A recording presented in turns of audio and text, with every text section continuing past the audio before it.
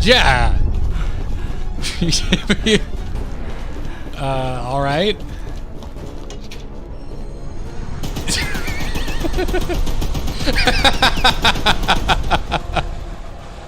What the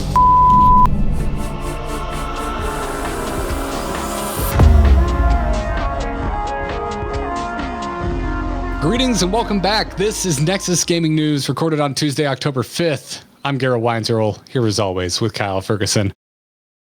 Kyle, do you like spooky trains? I have no idea where this came from, but it's all over the internet. It doesn't even come out this year. Yeah, it would appear, dude, that the Thomas the Tank Engine Skyrim mods have reached their final form, because the internet is absolutely a buzz thanks to the debut or the announcement of an upcoming game called Choo-Choo Charles. And if you haven't heard about Choo-Choo Charles, it's an open world horror game where players are going to go and explore a dark and creepy island using their upgradable train while being hunted by another train, but it's a spider monster train with a creepy face on the front. For some reason, this has ushered in the holidays for gamers. This is the big announcement. 2022 is the date on it. It kind of has a sort of Slenderman vibe. You're going to be walking around the forest. You're looking for scrap. You fill out that scrap. You upgrade your train. I don't know why this is the premier game at the moment, but it certainly did get me in the mood for something spooky. Yeah, hey man, listen, I don't know if you've noticed, but it's almost 2022, but it feels like we're still completely in the throes of 2020 and the absolute game drought that followed. Not to put down Choo-Choo Charles at all, but I think more independent titles, they're getting a lot more buzz than usual. Also, it's October 5th. We're barely into spooky season here. And, I don't know. Dying Light 2 was delayed for like the 17th time. What do you want from us? Yes. So Dying Light 1, was that a cultural touchstone? Was that a big deal? Why has this game gotten so much press recently for a 2? Well, I feel like it's gotten so much press because it keeps getting delayed. Oh, okay. One of those. I haven't played the first one. I wouldn't call myself a Dying Light fan as I haven't freaking played it. The only one that's out. But the E3 showing, whenever its original showing was, it was legitimately so far ago I don't remember and I don't have it in front of me. It was a strong showing. It was decent. It was, they had what you wanted. They actually showed you gameplay in an E3 debut. Yeah, there's parkour. There's pushing zombies off buildings and stuff. I know the first one has a bit of a cult following. It was relatively successful, obviously successful enough to warrant a sequel. I am personally actually pretty interested in 2. I think it looks like a solid game that I would enjoy playing. But I just use it as an example because it's like, well, here we are, October 2021. And there's just not much. Dead by Daylight still going strong, has its fan base, keeps putting out new killers and whatnot. If you're a fan of an existing horror franchise, there's a really good chance that game already has you covered with whatever your favorite slasher murderer of choice is. But other than that, we're just sitting here really waiting for Back 4 Blood. It comes out next week. It comes out next Tuesday on October 12th. And that kind of seems to be the beginning and end of any spooky video game related new releases for this October. And also not to put down Back 4 Blood, is you and I both like Left 4 Dead quite a bit. I think it was one of the first games we ever played together. And I'm absolutely ready for another one of those games. And because, Left 4 Dead belongs to Valve, I just expected to never see another one. Very fair, very fair. It's been a weird year for the holiday here, Halloween, because I think the big premiere horror game actually wasn't that scary. This would be Resident Evil 8 The Village, or Resident Evil Village, as they got cute with the V and the L. Yeah, I forget that was this year. Resident Evil has been weirdly kind of like compacted timeline for me because I don't think of Resident Evil 7 being very long ago because I didn't play it at launch. I played it, I want to say, a year or 2 after it came out. And then, the pandemic happened and everything that happened just before that kind of feels like it's closer than it actually was. And yet Resident Evil Village just like No, that was 2020, right? No, it came out this year. We were all losing our minds over Big Lady this year. That was this year. It's a fascinating game. I think the real success of Resident Evil 8 The Village is that the engine continues to be fabulous. The RE engine, as opposed to things we've heard about like the Frostbite engine, or even troubles with the Unreal Engine over the years, or any of the Blizzard engines. Like, they just keep making games that work. And there are minimal graphical problems. Well, and they don't just work. They work and they look impeccable. Yeah. Like, I think it is one of the best looking engines on the market. Although engine is a tool, right? It gives you as much as you can get out of it. So I guess what I really mean to say is that Resident Evil games just look good. They do. Very recently played the Resident Evil 2 remake for the first time, which that's a little old now. And that game looks absolutely freaking incredible. It's more the pace. That's what I'm so impressed by, is they put out the remakes. They're putting out 7 and 8 pretty close together in terms of like Resident Evil sequels. And they're just functional. The biggest problem with 8 was that the bugs caused graphical glitches. It was like overloaded your graphics card slightly, and that was fixed within a week. Like, it's just impressive that they're able to chug out these games and they are functional. Now, of course, like Resident Evil 2 Remake was a shorter game in kind of the old sense, like 8 hours, and then you could then replay it as other characters, perhaps to get another 8 hours out of it. Even Resident Evil 8, what I would say is cinematic length of games at probably maybe 20 by the time all was said and done for us. Yeah, I don't know. I don't think too much about how long games take me to beat. Like, I think they're just auto-categorized in my brain. It's like, oh, I know this is going to be a month-long journey, or I know this is going to be a weekend binge kind of a thing. And I don't really think too much about it. But, yeah, it's a quieter October. I was recently made aware of an ongoing series of horror games. Have you heard of the Dark Pictures series? No, not at all. I believe there's already 2 of these out, maybe just 1. Don't quote me on that. But they have something like 8 games planned for this series. I believe they're shorter because I believe even brand new, they're only $20 US. And there's a brand new one coming out very soon called House of Ashes that's coming out on October 22nd. Okay, I've definitely seen the lady smiley face. I thought it was from a movie or something. But yeah, I'm aware of some of these images that are flashing on the screen right now.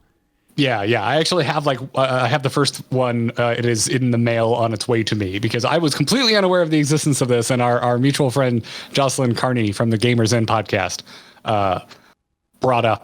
mentioned this to me. And I was like, wait, there's like an ongoing, fairly high budget horror, like narrative game series going on that's like not that expensive to get into. I wasn't aware of this. And so are these like vignettes, kind of like your American Horror Story sort of business, or It is the vibe I get. Yeah, I think again, haven't played it yet. I believe the combined, like the thread that binds it all together is there's like this librarian character that's kind of like picking out spooky stories from this creepy library. I'm into it.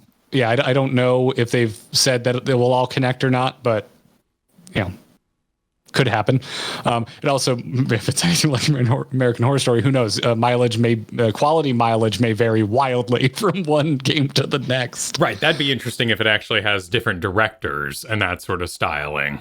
Yeah, who knows? But yeah, back to Choo-Choo Charles though, man. How are you like? Did you? You and I haven't talked too much about mods, but I know we both played Skyrim, and I know we're definitely aware, at least from like osmosis meme level sort of exposure, of all of the Thomas the Tank Engine mods. Of course. For Skyrim, like, did you ever install any of those? Is that your cup of tea? I didn't get weird. No, I love the random start mod, which you would basically select from a series of places among the map. So like you had like a necromancer start that would start you, instead of, on the trail, oh, you'll finally awake. Instead, you'd wake up in a cave with like 2 necromancer spells, at least theming, and there'd be like skulls nearby. And then you could do like a farmer, and you'd wake up on a farm somewhere. And yeah, there were NPCs already there, but you just randomly spawn if you selected the random button. And that was my favorite. I did a little bit with like graphics. Basically, my experience with modding Skyrim was, ooh, it broke. Ooh, that looks pretty, it broke. And then seeing if I could reel it back and then getting bored the second it looked pretty enough because I'm like, okay, I've seen you before. I know you, Skyrim. I'm done. I've had a very similar experience. But yeah, I've always found it amusing. And now I can't divorce this Choo-Choo Charles trailer from the Thomas mods. Like I really can't. Although it had this side effect of reminding me that I was really into trains when I was a kid. Okay. I did just... and I can't think of a single game where I've gotten to drive a train. I can think of countless games where I've robbed trains, used trains as transportation, been run over by trains, had to beat the train in a racing game, all sorts of that stuff. And I know there are train games out there, but I've never played any. So I look at this and I go, maybe I actually want to play this because I get to control a train. And there's enough weird fantasy bull piled on top of it to actually make it interesting to me, because I definitely don't like trains now like I did when I was 5. So the idea of like a legit train simulator is not all that appealing, but the idea of having like a customizable train with like an RPG, like gear system, and also having to kill a monster train is actually weirdly appealing to me. It's got a fascinating fantasy to it, right? As they also make it very clear that you can choo-choo the train should you choose. So you can pull your little lever and all that. But what immediately got me thinking about is just the game mechanics of it. And I remember Assassin's Creed and how in order to get away from the guards, you would go to the rooftops and run around in circles. And maybe you dive inside of this little awning and be like, nope, that didn't work. They saw me, and we're trying to find another bale of hay. And you just run, trying to find the thing that worked. And the game mechanic from things like Slenderman of sneaking around and like, oh, how far can I go? How much can I risk it? And then having this exciting, even giggle fit fear moment of like running through the forest trying to get back to your train is actually a really fun idea. And it's surprisingly fresh in that way, because you're going to vary between sneak and then this sort of rail shooter and back and forth. And I think that's why it's really captured everybody's imaginations. Yeah. I'm anything with RPG style upgrades I tend to be a little more interested in. Like you mentioned rail shooter. If you were just like, oh yeah, it's a rail shooter where you can get out and scavenge, I'd be like, no, I don't think so. But if it's a rail shooter where I get more and more powerful as I go, well, and literally on rails, it's a train after all, and it's infinitely memeable because I'm fighting a satanic Thomas the Tank Engine. I mean, what's not to like? Other than I am completely unfamiliar with the studio. It's made by a studio called 2-Star Games. They have multiple games out right now on Steam, it would appear. Seems they're most known for My Beautiful Paper Smile, but I'll be honest, I haven't heard of this studio before or these other titles. So to me, I look at this and go, this sure looks like right place, right time, and like the perfect marketing. And we're also in, this is just wholly unique in the way that it is post Phasmophobia. Is that how I say that aloud? Phasmophobia? Phasmophobia. I want to put Phantasma in there because it really was quite the sensation. In fact, every single game I possibly see, I'm like, do you have a localized audio to communicate with my friends? No, well, you're not really a modern game, are you? What do you do in New World? Coming out without, what's the phrase for that? Are you talking about like proximity voice chat? Yeah, proximity voice chat. New World does have that. I believe it's bugged like crazy at the moment, but it does have why I haven't heard about it. So, but games like that and these co-op kind of games, they're all the rage. And I think that's, again, why this Choo-Choo Charles is kind of striking people, because if there's one thing that's coming out in the next half year, it's proximity voice chat co-op horror games. There are so many. It is a tidal wave of incoming stylistic games. And you know what? It's really good. I haven't played a lick of this thing, the Phasmophobia, because it looks freaky. but I love watching it, and I'll watch like YouTubers have at this thing and still have a good time watching it. Yeah, this is one of the few games I have actually looked up a few YouTube plays of, because it's absolutely hilarious. It's just fun, and it looks 100% like the type of game that I would not be able to play. Resident Evil 7 scared the crap out of me to the point where I still haven't finished it. I got really far into it. At a certain point, I was just like, just too much. So I know Phasmophobia would end me. Resident Evil was pursuable for me. I had to have a friend nearby. I couldn't do it alone, but it was action game enough, and in that sort of action game style, it amped up as the game went on, to the point when you eventually basically had enough ammunition and enough grenades and such, and eventually landmines, that the horror decreased. And then the final bosses, as often in Resident Evil style, are just anime ridiculous. So you just got to power through that middle bit. That's a horrific journey. But Phasmophobia, just it's slow. It has kind of this investigation style to it, where you try to figure out what the ghost is and what type it is, and you go back and try to trade out your tools and get the right ones for the job. It even has kind of an ongoing element where you then gain money to the next mission and spend that money to get tools for the next mission. And it kind of snowballs itself in that way. And I just think it's a fascinating product, but the proximity voice chat really, really sells it, particularly, of course, when it phases out, when it crackles. I need this, but with the Ghostbusters license. Oh yeah, that's like Phasmophobia. It is really cool. I think it is extremely well executed. Even if it's, I think, too spooky for me to take on myself, but all it does is make me really, really want this type of game with a Ghostbusters license, and not and obviously like good, because as soon as I hear licensed game, I get a little concerned. But that's all that can make me think of it. And the closest game you'd be asking for is probably Hunt Showdown, which is a multiplayer, almost Left 4 Dead-ish type of game. But there's also this element where it has some PvP at the end. It's like, imagine if you had Ghostbusters, the game, but as you finally figured out where the ghost was and began to fight it, another team, a rival company, would show up and try to bust you busting the ghost. It's a fascinating combination. Okay, so like dueling archaeologists in Indiana Jones. Yeah. Whoa. Hey, the Hunt Showdown, hang on. You messed up. That's what we actually need. Again. Things like with the one you're mentioning earlier, with all the different franchises that keep coming in, Dead by Daylight. Oh, Dead by Daylight. Yeah. Like your asymmetric PvP.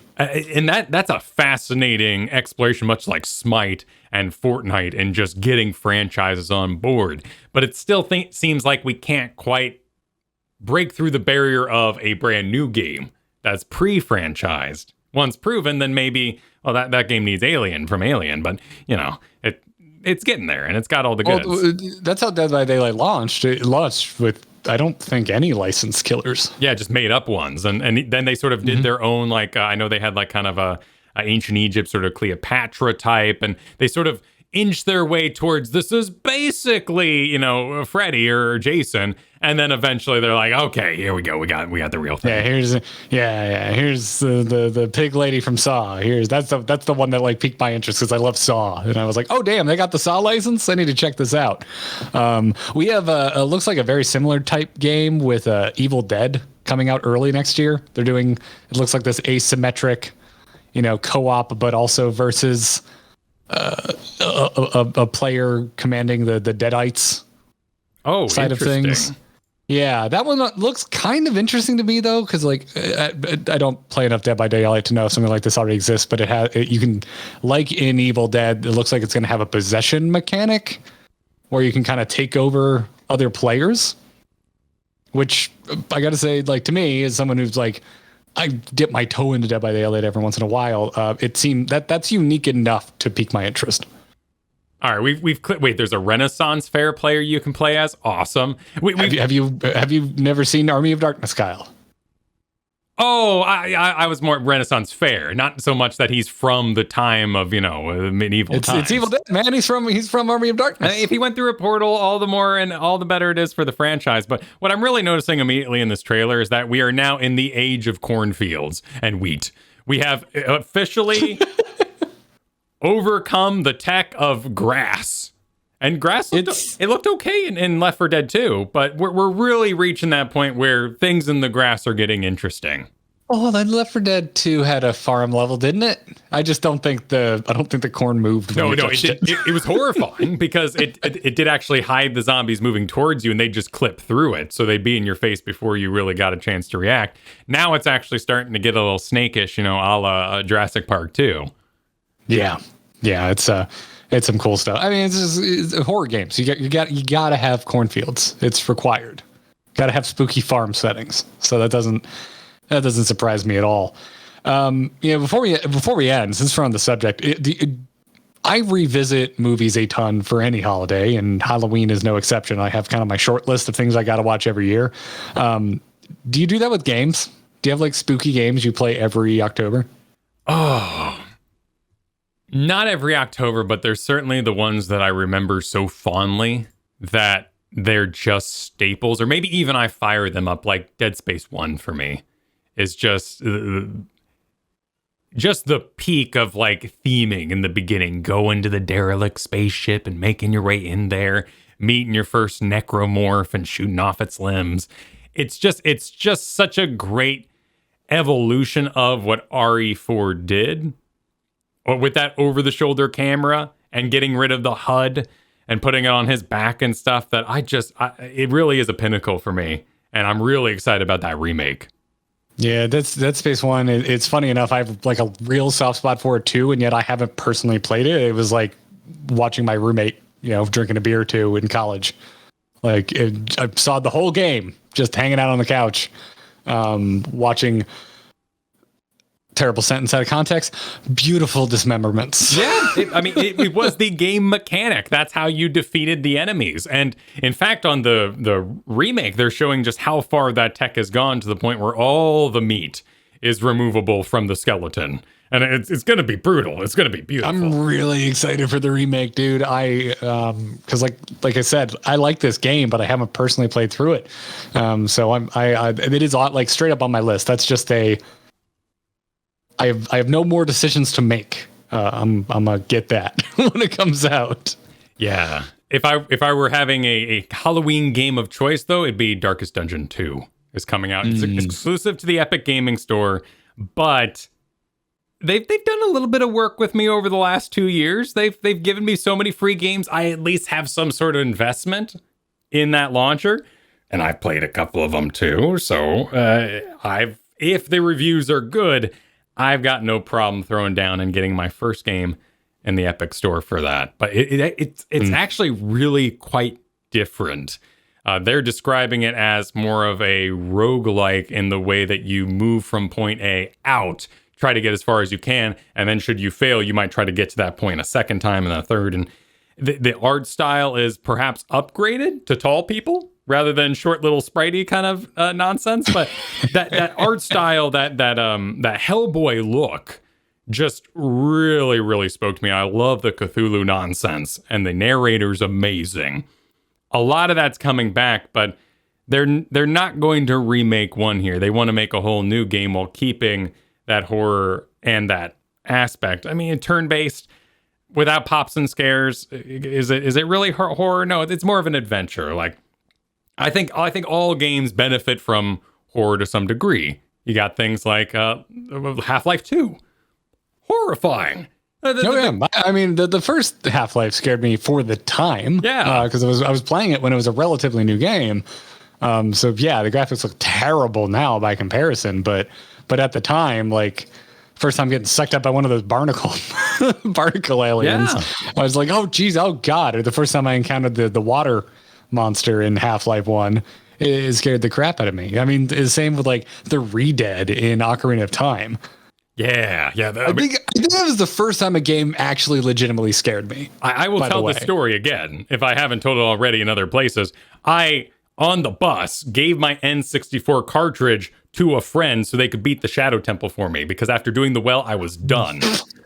Oh, Kyle, I lost a lot of respect for you just now. Of course, I went back and did it eventually. I'm a grown man now. I can handle it. But, the Spirit Temple, you could skip the Shadow Temple, go to the Spirit Temple ahead of it, actually, as long as you just walked in the door and got the boots and then ran away. But I was too scared at that point. I almost closed my eyes running through the town square every time I left the Temple of Time. But I fully believe, as an adult now, that every adventure is made better by some horror. Mass Effect, the husks. And there are a lot of games that I'd recommend as like almost first-time horror games to people going to the season. Like, BioShock. It's spooky, but it's not that bad. Even Last of Us, you go in and out of underground. It's an adventure game that has horror elements. So, I love the intro to Last of Us 1 as well. Like, spoiler alert, you get to see the infection start. Yeah. And there's this great like classic beginning of a zombie movie sequence in a car where you're kind of seeing the town degrade. And that sets such a mood. I will say this year, I don't know what's come over me, but I feel the need to revisit a very specific section of Last of Us 2 because it scared the bejesus out of me. And if you haven't played it or if you haven't seen it, there's a segment of Last of Us 2 that happens in the basement of a hospital. And it's terrifying. You talking about the conglomeration? Well, that's kind of the crescendo of the whole thing. Okay, but the entire section, this kind of descent into madness, it slowly just gets worse and worse and worse.